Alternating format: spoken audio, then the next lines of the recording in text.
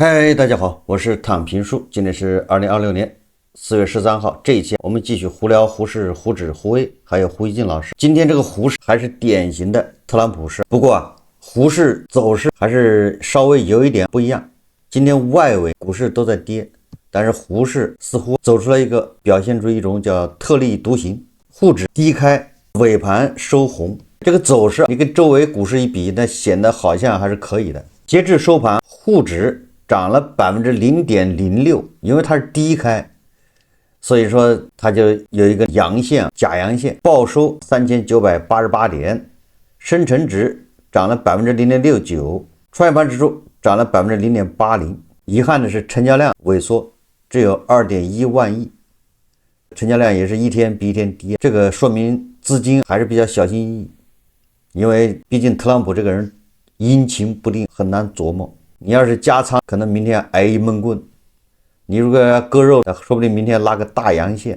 確實，對很多金融消費者來說，也不知道該怎麼辦好，完全已經懵了。所以叫特朗普式。对金融消費者來說，今天雖然是個陽線，低開高走的，但是金融消費者的懸着的心也只是暫時的緩一下。今天是跌多漲少，2800多家下跌，2300家是上漲的，跌多漲少。我在上個周五說了，希望特朗普能給中國的散戶放個周末，一個祥和的周末。結果特朗普這個人偏偏不，周六談判談崩了，周日就揚言要封鎖霍爾木茲海峽。你說整個周末，我相信咱們的小散戶可以說這個周末坐立難安，如坐針氈。你從今天看，似乎又是虛驚一場。這今天胡適表現甚至比外圍表現還好一點，但是我可以告訴大家，小心後天它會加倍跌回去。以往的經驗告訴我們，胡適這份倔強可能堅持不了一會兒。關於特朗普要封鎖霍爾木茲海峽，說白了，它就是打擊伊朗的石油出口。那麼對這個世界原油的走勢有什麼影響？我們看高盛他是怎麼說的？高盛預警國際油價或衝擊120美元，因為它是今天晚上10點開始封鎖。美伊衝突仍未出現解決契機，油市的動盪或將繼續。高盛表示，如果霍爾木茲海峽再持續關閉1個月，布倫特原油價格在2026年全年平均水平可能超過每桶100美元。如果關閉時間更長且部分地區產量受損，油價預測將進一步上調。第3季度布倫特原油均價或達每桶120美元。第4季度約為115美元，布倫特原油期貨3月9日一度升至每桶119美元，創下2022年以來最高水平，但仍低於2008年147.5美元的歷史峰值。摩根大通表示，如果霍爾木茲海峽航運到7月才能全面恢復，國際油價或將再度飆升，重新測試本輪美伊衝突期間近每桶120美元的峰值水平。需要警惕的是，受中東局勢影響，沙特東西输油管道每日输送能力也已經下降。大宗商品分析機構分析師表示，東西管道承擔着沙特大量無法經霍爾木茲海峽外運原油的運輸任務，運輸量一旦下降，會進一步加劇供應緊張局面，而對市場而言絕非好消息。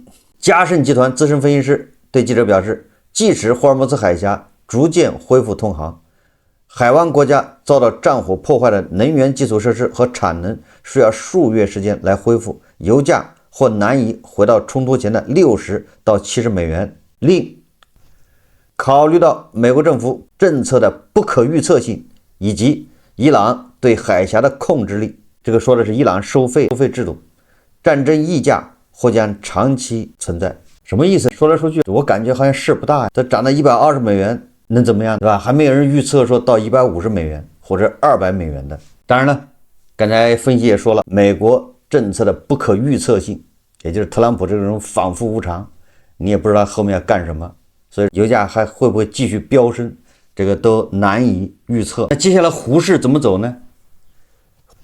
胡適難道就被特朗普操控了嗎？實際上還真是這麼回事，直到伊朗這問題徹底解決之前，應該都會受特朗普影響，也不可能走出什麼獨立行情。澎湃新聞他搜集了10家券商的觀點，就是接下來胡適該怎麼走，會怎麼走。這10家券商，其中大部分券商認為，後續海外地緣局勢仍會反覆，但預期最悲觀的時候已經過去。隨着全球風險偏好修復窗口打開，市場積極因子正在繼續，短期有望呈現震盪上行的格局。國泰海通證券、國信證券、中信建投證券、中信證券他們的觀點，你看說硝煙漸遠，航道未通，美伊雙方談判訴求看似分歧很多，但核心訴求達成一致的概率並不低。戰爭尾部風險消除，戰爭進程和談判對市場的實際影響在減弱，未來影響市場的關鍵變量是真實的通航量。海峽通航中斷的時間在拉長，經濟和流動性不確定性仍在積累，空頭回補的普遍反彈後，市場還會縮圈聚焦而不是擴散，也就是普遍都是樂觀的，認為這個戰爭可控，馬上就要沒事了。這個戰爭美伊局勢對胡適的影響會越來越淡，這意思大家可以放心進賭場。至於這個胡適本身沒什麼好說的，現在很多上市公司因造假要退市。今天媒體報道什麼長藥控股正式摘牌，就退市了。制作虛假入庫單、出庫單，3年累計虛增營收超7億元，就是這種公司胡適5000多家裡面，大家想象一下，就發揮你的想象，你說有多少家會這麼幹？就是財務造假，虛假的入庫單、虛假的出庫單，顯得還挺忙。那財報注水，可以說叫數不勝數。什麼柳化股份、什麼中化鹽土，這些馬上都要退市。深陷東旭系財務造假審計機構叫中新財光華會計師事務所，這名字都挺難念的，被重罰，證監會罰沒2.43億元，財政部責令其暫停經營業務1年。6名簽字注冊會計師被罰款10萬至430萬元，2人被採取證券市場禁入措施。東旭系虛增營收，利潤超1000億，這財務造假，憑空變出1000億的收入還利潤，這是開什麼玩笑？居然這玩意在胡適膽兒這麼大。問題是這個審計機構會計師事務所叫中新財光華會計師事務所被罰了2.43億，是該高興還是該悲傷呢？這樣的會計師事務所為什麼不讓他關門呢？不是說好了傾家蕩產嗎？一罰了之。此次嚴罰直指審計看門人失職，彰顯資本市場監管零容忍，還是罰得太輕。如果財務造假、傾家蕩產、在家坐牢、登縫紉機，保證沒人敢這麼幹。簽字的會計師只罰10萬到400萬，這個都是太輕了。應該是你要知道，這個審計要那個有2個會計師，每一份審計報告2個注冊會計師簽字。一個人簽字還不行，一般的上市公司審計第一個簽字的不叫第一個簽字，反正有一個人簽字，那肯定是會計師事務所的，一般是合夥人，他要簽字。下面還有一個帶隊的這個會計師，他也是注冊會計師，他簽字。那帶隊的這個人恐怕就是負責在上市公司現場進行審計的，這2個人要簽字。也就是說，一份年報如果財務造假，會計師事務所那絕對是共謀，不可能不知道的。而且會計師事務所也不可能是一個人知道，他肯定上上下下都知道。所以理論上應該是要登縫紉機，再加罰款，再加傾家蕩產。你只有這麼重罰，別人才不敢財務造假。我們看看這胡锡進老師這個周末顯然是沒有過好，貓一天狗一天的。周六一聽聞巴基斯坦那邊傳來不利的消息，這個萬斯摔門而去，不談了，雙方不歡而散。得知這個美國和伊朗的談判失敗了，胡锡进老師是极力的安撫自己的情緒，安慰自己不要緊，不要害怕。当時他就發了個帖子，他說美伊首輪談判無果而終，雙方不僅沒有達成協議，而且沒有任何突破。在老胡看來，這個結果再正常不過了。如果美國伊朗這對不共戴天的敵人第一輪談判就取得重大突破，那反而怪了。老胡認為第一輪談判雖然沒有成果，但有一些積極的東西值得地緣政治觀察家和市場人士注意。這胡一金老師說的很有意思，那言下之意，胡一金老師就是地緣政治觀察家加市場人士。胡一金老師是雙重身份，市場人士就是炒股呗，就是胡适的这什么金融消費者。胡一金老師還是地緣政治觀察家，他觀察了個什麼？他說第一個，這是雙方1979年以來最高級別的面對面談判。特朗普把萬斯派過來，而不是只由威特科夫和庫什納參加，說明他非常重視這次談判。正如一些媒體分析的，他的態度是認真的。伊朗有議長卡利巴夫率團前來，拉尼賈尼被刺殺後，卡利巴夫被廣泛認為是伊朗當前實權人物。德黑蘭的態度也是認真的。胡一金老師現在不像10幾天前是吧，認為伊朗是不可能談判的，所有的談判消息都是特朗普胡說八道。現在他也認為伊朗想談判了，認真的嘛。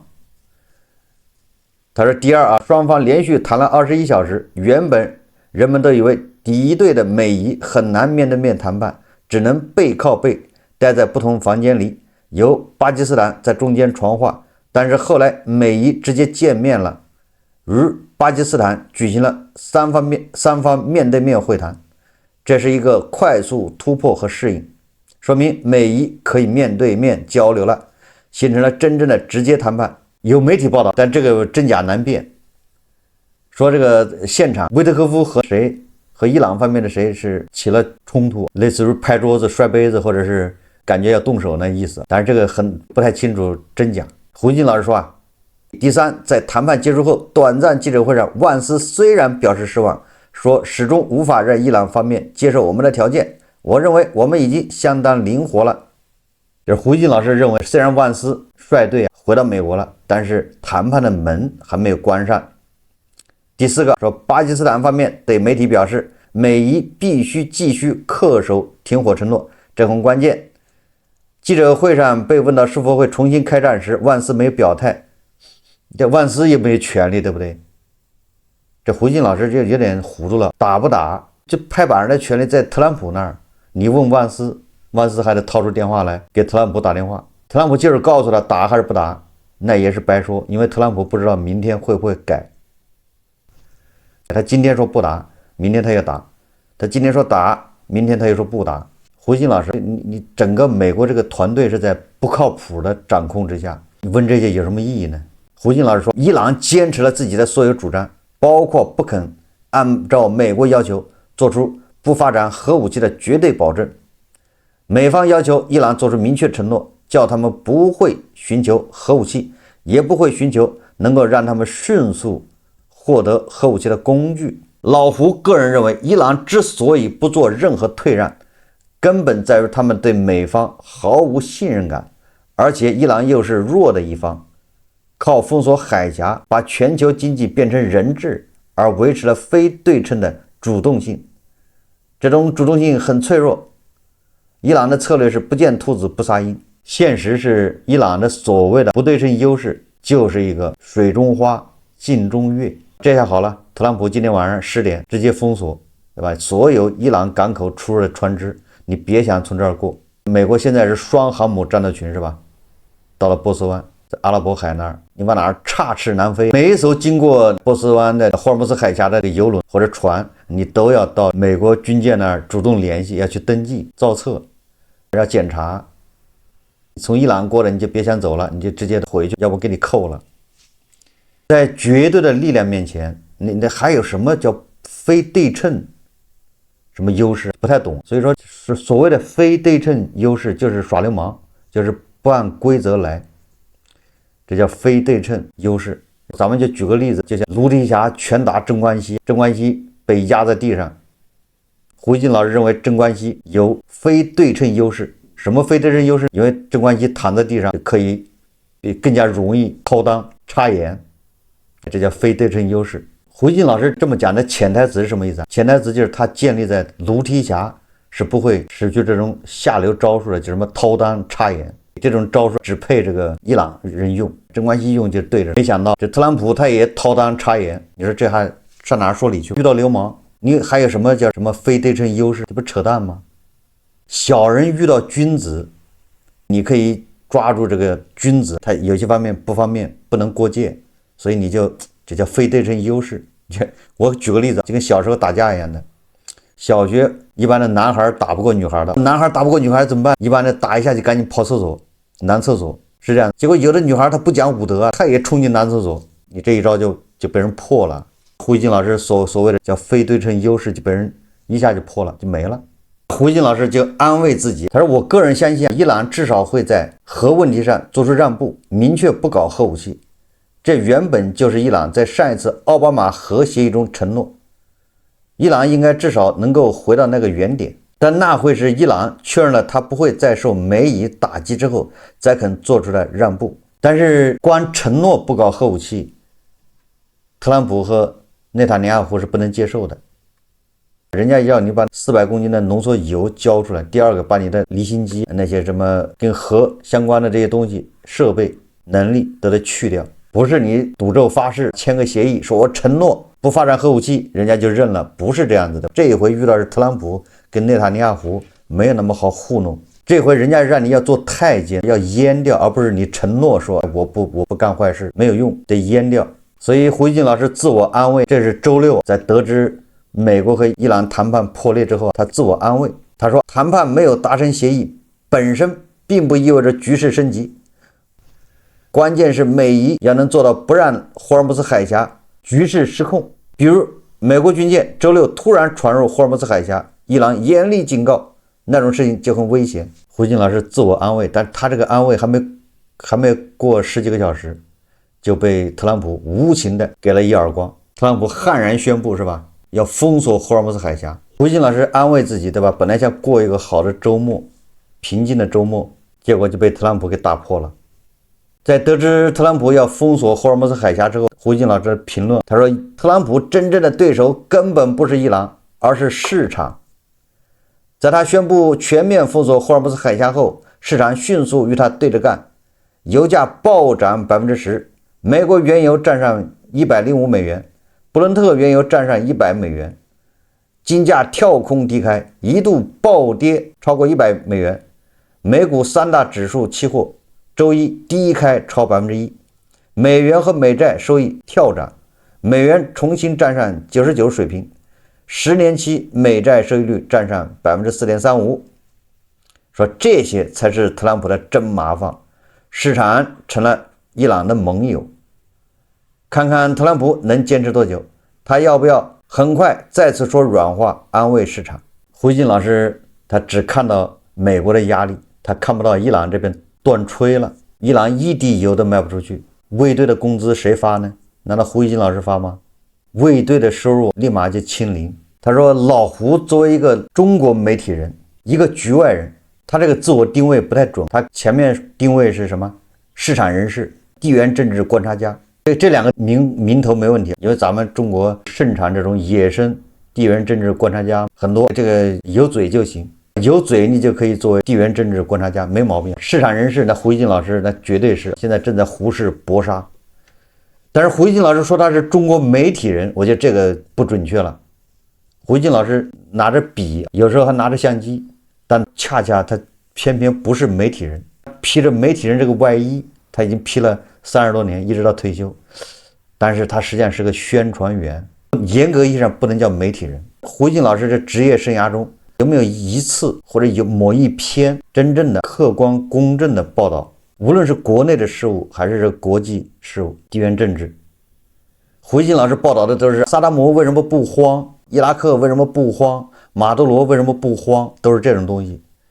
你這能叫媒體人嗎？這個叫宣傳員。胡一靜說一個局外人，他說他是局外人，這回也不對，實際上他是局內人，因為他加油他也要油價也得漲，通脹他也受影響，他不能說叫局外人，而且他還炒股，他完全就是個在局內深陷美伊戰爭的一個局內人，他那個賬戶就隨着特朗普和革命衛隊的這種你來我往起起伏伏，他怎麼叫局外人呢？所以胡一靜老師這兩個定位不對，他就說了，他說說實話，我在這場戰爭中很同情伊朗，這個不用說了，他不僅同情伊朗，他支持伊朗，說我個人非常理解伊朗把霍爾木茲海峽武器化，並用它痛擊特朗普政府。你看看胡锦老師一抽一抽的，猫一天狗一天，说形成非对称抵抗利器。我也理解伊朗戰後繼續將霍爾木茲海峽作為威懾工具壓制美以再次動武的企圖和衝動，也就是他是支持伊朗這麼幹，理解。你把那海峽也不管什麼國際什麼海洋公約這些東西，那都無所謂，那玩意都是歷史文件，那玩意都是協議，都是用來撕毀的。所以把海峽私有化、武器化，對抗美国沒毛病。但是他後面也說了，他说但是我不支持伊朗將霍爾木茲海峽私有化，趁機將它搞成伊朗未來財政收入的最大來源之一，對全世界的油輪和其他商船雁過拔毛，這等於向全世界徵稅。前面又同意他武器化，也同意他拿這個來跟美國对着幹，後面也說你不能拿這個收錢，那你到底讓伊朗人幹啥？所以我前面節目經常說，这個哈梅内伊如果在地下有知，或者他在天之灵，真主說給他一次機會，說讓你回去你幹掉一個人報個仇。我想哈梅内伊他一不選特朗普，二也不選內塔尼亞胡，他必須把印度的某個盤給幹掉。你說胡锦老師讓伊朗到底怎麼幹？前面說同意支持他拿霍爾木茲海峽做武器，後面說你不能拿這個收錢。現在不清楚伊朗這個收費要求是否當籌碼來用，美伊都有一些要求，從第三者角度看不太現實。老胡個人希望伊朗在霍爾木茲海峽戰後秩序的問題上徵求包括中國在內的世界各國的意見。我還想說，我一方面很希望伊朗能在談判桌上殺掉美國的威風，讓華盛頓長一個根本的記性；另一方面，我也希望雙方能找到共同點，最終達成協議。美伊現在各有各的優勢，但應有所克制，不要搞得談判最終破裂。